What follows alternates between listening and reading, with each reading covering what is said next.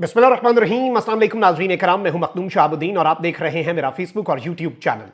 उम्मीद करता हूं आप सब लोग बखैर वाफियत होंगे और जहां भी होंगे अपने अहले खाना समेत खुश भी होंगे और महफूज भी। नाज़रीन इकराम, रात गए तबले जंग बच चुका है और एक्सटेंशन बिल के आफ्टर शॉक्स आने का सिलसिला शुरू हो चुका है। इस वक्त बाज़ाब्ता तौर पर सूरत हाल कशीदा होती जा रही है। हुकूमत ने एक तरफ तो बड़े सरप्राइजेस दिए हैं, एक जानिब सुप्रीम कोर्ट ऑफ पाकिस्तान में मौजूद जस्टिस जाया अफरीदी को, तो वहीं दूसरी जानिब पाकिस्तान तहरीक इंसाफ और अपोजिशन जमातों को भी आज सरप्राइज मिला सर्विसेज चीफ्स की मुद्दत मुलाजमत 3 से 5 साल होने के बाद। अब इस सब के अंदर तबले जंग किस तरह से बजा है और एक्सटेंशन बिल के आफ्टर शॉक्स किस तरह से आ रहे हैं, इस वक्त ऑन ग्राउंड सूरत हाल क्या है और अभी एक और खतरनाक बिल जो है उसकी भी तैयारी की जा रही है और उसके हवाले से क्या पॉलिसी है, क्योंकि वो बिल डायरेक्टली लिंक्ड है इमरान खान साहब के साथ। इस हवाले से भी इंपॉर्टेंट डिटेल्स जो है वो जल्दी जल्दी डिस्कस कर लेते हैं। सबसे पहले तो अब आपको पता चल ही गया होगा कि कौमी असेंबली से सर्विसेज चीफ्स जो हैं उनकी मुद्दत मुलाजमत 5 साल करने का बिल जो है वो कसरत राय से मंजूर कर लिया गया। आर्मी एक्ट तरमीमी बिल 1952 कौमी असेंबली में पेश किया गया। पाकिस्तान नेवी तरमीमी बिल और तमाम सर्विसेज चीफ्स की मुद्दत मुलाजमत 5 साल करने का बिल भी ऐवान में पेश हुआ। हुकूमत कौमी असेंबली में तमाम बिल जिमनी एजेंडे के जरिए लाई। कौमी असेंबली ने सर्विसेज चीफ्स की मुद्दत 5 साल करने का बिल कसरत राय से मंजूर किया। इसके अलावा पाकिस्तान आर्मी एक्ट तरमीमी बिल 2024 कौमी असेंबली ने मंजूर किया। बिल के तहत पाक फौज में जनरल की रिटायरमेंट के कवायद का इतलाक आर्मी चीफ पर नहीं होगा। तायुनाती दोबारा तायुनाती या एक्सटेंशन की सूरत में आर्मी चीफ बतौर जनरल काम करता रहेगा। इसके अलावा ऐवान ने पाकिस्तान एयरफोर्स एक्ट 1953 और पाकिस्तान नेवी तरमीमी बिल की भी कसरत राय से मंजूरी दी। स्पीकर ने बिल्स की मंजूरी के बाद कौमी असेंबली का इजलास बरोज मंगल सुबह 11 बजे तक मुलतवी कर दिया। अब इस सब के अंदर कुछ और काम भी होने हैं, इसलिए ये अनफिनिश्ड एजेंडा क्यों है इस पर भी मैं आता हूं। पहले मैं आपको यह बता दूं कि कौमी असेंबली से मंजूर शुदा आर्मी एक्ट तरमीमी बिल के मुताबिक आर्मी चीफ की मुद्दत मुलाजमत 5 साल होगी और जनरल की रिटायरमेंट की उम्र और सर्विस की हद का इतलाक आर्मी चीफ पर नहीं होगा। अब एक तरफ यह मामला है तो वहीं दूसरी जानिब सुप्रीम कोर्ट के लिए क्या सरप्राइज है। जल्दी जल्दी एक मरतबा फिर इसका रीकैप सुनना जरूरी है, क्योंकि फिर आपको चीजों का और आफ्टर शॉक्स का मजीद इदराक होगा।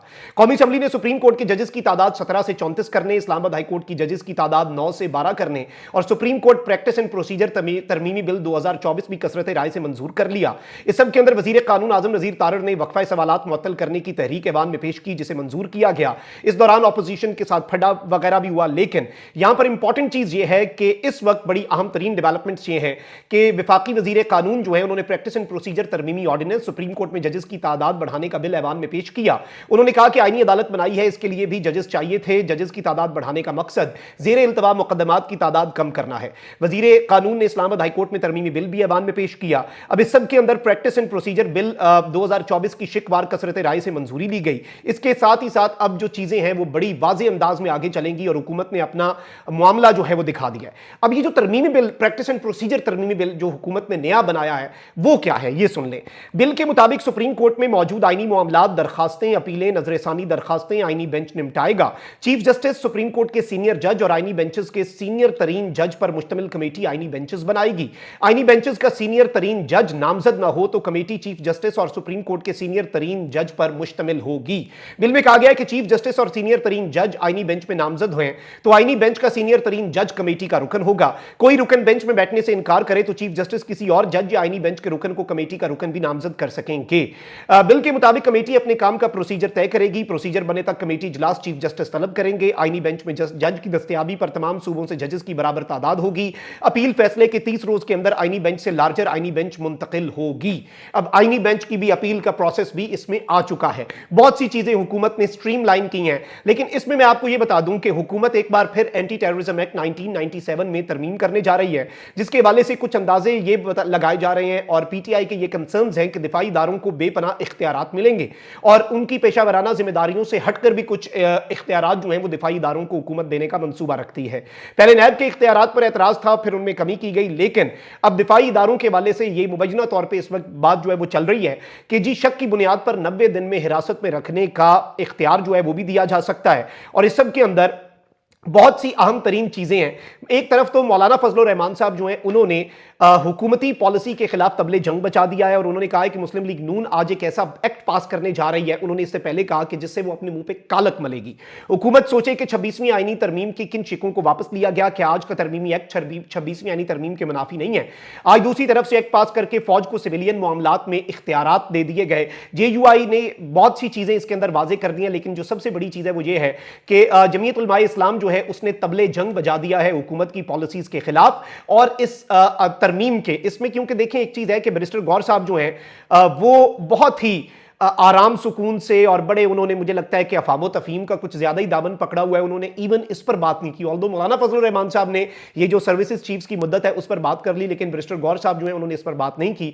उमर अयूब साहब ने बात की और उन्होंने खुलकर बात की कि जी ये डिसिप्लिन और बाकी चीजों के अंदर गवर्नमेंट की इन्वॉल्वमेंट है और ये सब कुछ इस तरह से नहीं होना चाहिए। अब इस सब में जो हुकूमत के करीबी तज्जियाकार हैं वो ये बात कर रहे हैं कि क्लियर कट मैसेज पहुंच गया है कि the chief is not going anywhere.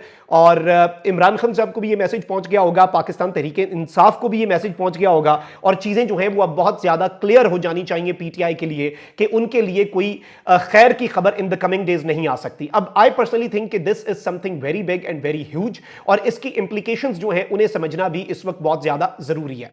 मेरे पास जो खबर है वो ये है कि एक तरफ तो मौलाना फजल रहमान ने इसके खिलाफ तबले जंग बजा दिया हुआ है और इसमें कोई दूसरी राय नहीं है, इसमें कोई इफ्स एंड बट्स नहीं है, इसमें कोई अगर मगर नहीं है। लेकिन PTI अपनी पॉलिसी बनाई बैठी है, लेकिन ऑब्वियसली द अल्टीमेट अप्रूवल जो PTI इस पॉलिसी में लेगा, क्योंकि बड़ा डेलिकेट मैटर है और इसमें PTI अगर इसकी डायरेक्ट मुखालिफत करती है, जैसे आप देख लें 26वीं आईनी तरमीम में PTI ने एक पोजीशन ली कि हम 26वीं आईनी तरमीम के खिलाफ हैं, लेकिन चीफ जस्टिस याहिया अफरीदी को हम खुले दिल से पाकिस्तान का चीफ जस्टिस तस्लीम करते हैं और हमें उन पर कोई एतराज नहीं है। ये तमाम तर चीजें पाकिस्तान तहरीक इंसाफ एक बड़ी आप कह लें कि तरीके से एक पॉलिसी जो है दरमियानी राह निकाल के उसमें चली, क्योंकि ऑब्वियसली 26वीं आईनी तरमीम के तहत ही जस्टिस याहिया अफरीदी साहब जो हैं वो चीफ जस्टिस बने हैं। इसमें तो कोई दूसरी राय नहीं है, इसमें तो कोई शक की बात नहीं है। आई पर्सनली थिंक कि इस सब में जो इंपॉर्टेंट तरीन चीज है जिसे हमने समझना है वो ये है कि एक तरफ अब इसके खिलाफ पाकिस्तान तहरीक इंसाफ भी अगर आती है तो ये एक बड़ा क्लियर कट मैसेज होगा मुक्तदरा के लिए भी। मौलाना फजल रहमान इस सब के अंदर अपना ऐलान कर चुके हैं, इसके खिलाफ उन्होंने कहा है कि ये जमहूरियत के ऊपर शबखून है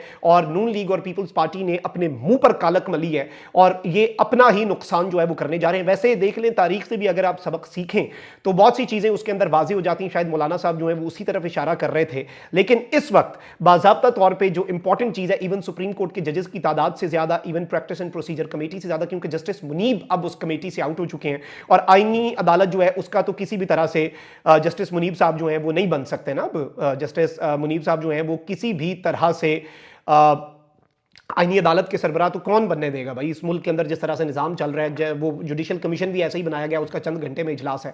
अब इसमें इंपॉर्टेंट चीज़ ये है कि एक तरफ अब army chief general Asim Munir जो है वो मजीद 2 साल बतौर chief of the army staff, minimum मजीद 2 साल, अपने रिटायरमेंट डेट से 2 साल मजीद आगे वो chief of the army staff रहेंगे। ना सिर्फ वो बल्कि बाकी सर्विसेज चीफ्स भी। लेकिन the most important point is कि इस सब के अंदर जो तबले जंग बजा है उसके ऊपर सिस्टम किस तरह से रिस्पॉन्ड करता है।